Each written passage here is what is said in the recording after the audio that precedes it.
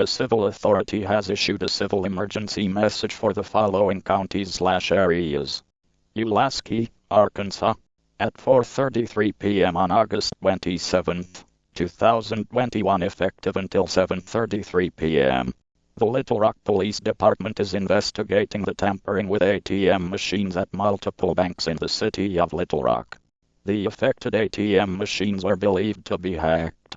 Since Tuesday, August 24th, multiple reports of credit card and bank fraud and identity theft have been made to police. Those who have withdrawn money at the affected ATMs have had their credit card and personal information stolen, as well as finances.